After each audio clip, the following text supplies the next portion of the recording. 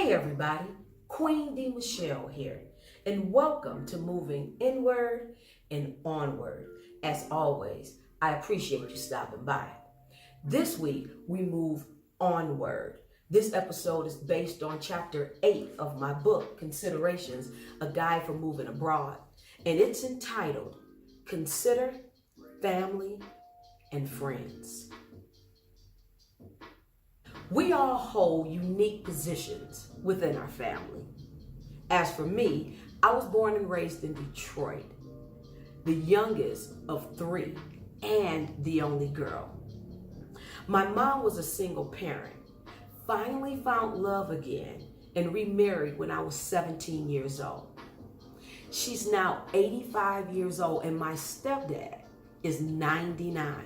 They still live in Detroit, and my mom still drives. My brother, my oldest brother, lives in Atlanta, as does my son. The second oldest is a minister and sits in the pulpit at the church where my mother raised us and still attends. Now, over 50 years. Now, between Las Vegas, Atlanta, and now Mexico, I've lived away from my hometown for 20 years.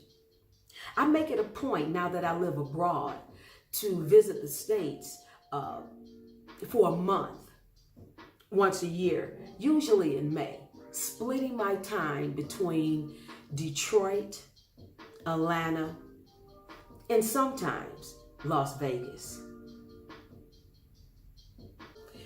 Now, here's something that you may not know, especially if you don't have my book. But I lived in Mexico for almost a year before I told my mother. It's true. It's true. And I'm going to tell you why.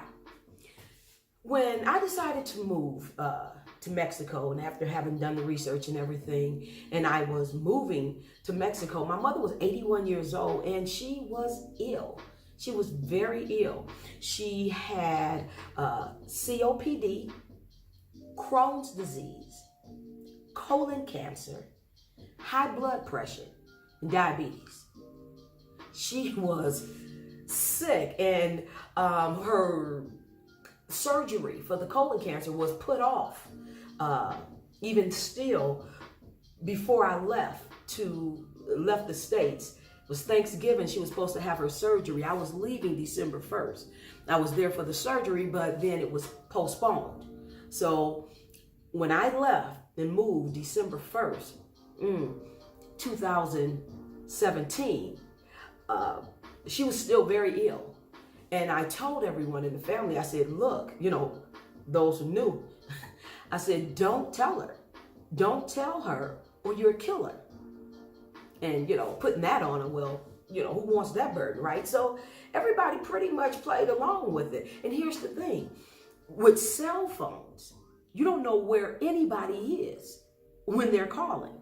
So she thought for the longest that I was still living in Atlanta. And here's the thing. I knew I would be safe in that respect because she didn't Facebook, and I was putting down, everything that was happening. I was Facebook and I was putting it on social media. At that time, she thought Facebook was the devil. So I had no problem with her finding out. But listen, my mother's a strong woman and she overcame the colon cancer. Her Crohn's disease is in remission. She's breathing well. She doesn't need any oxygen or anything for her COPD. High blood pressure is under control. Diabetes is under control. Like I said, she's 85. So she recovered from those illnesses. And not only that, she recovered and got a Facebook account. I look up and I have a request for Daisy Orr. And I'm like, oh my God, what are you, Facebook? I just didn't see that coming.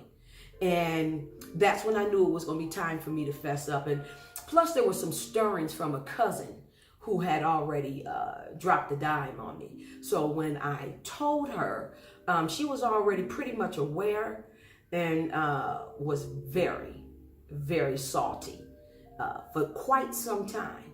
I mean, right now, if she could have me back in the States, of course, but she's come to appreciate this path and purpose that I am now on. Love you, Ma. I end chapter 8 with some important considerations to ponder. I say, consider your family and friends when planning and preparing to live abroad. You hold a unique position within your family. Most people are extremely attached to their involvements. Some are lifelong members in fraternal organizations, churches, community activities, and social groups. Those entanglements can be very hard to detach from, and much consideration should be given to whether one could really handle that type of separation. Consider the hours it will take to fly home in case of an emergency. For me, personally, a 16-hour flight home was a deterrent. My family is spread out across the U.S., and the longest flight to an immediate family member is 6 hours. Here's a good time to do a self-check on any separation issues within your family, especially your kids. I was very fortunate in that my 2 grown kids were doing well adulting in their own right and were proud of this bold move I was making for myself. Consider your racial proclivity,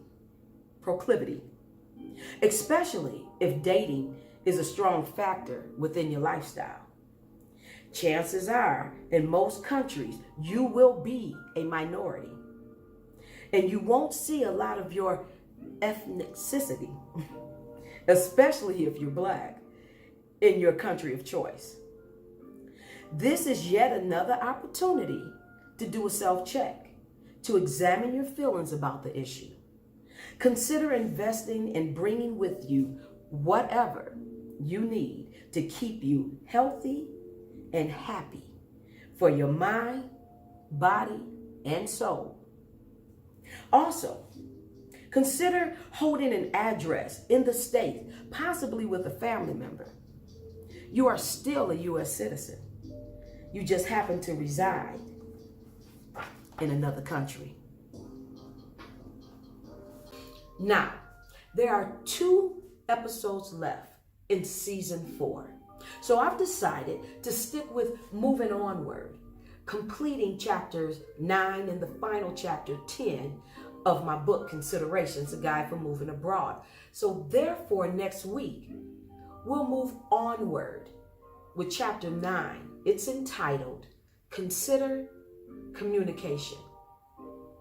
So until then, remember, one light, one love. See you next week.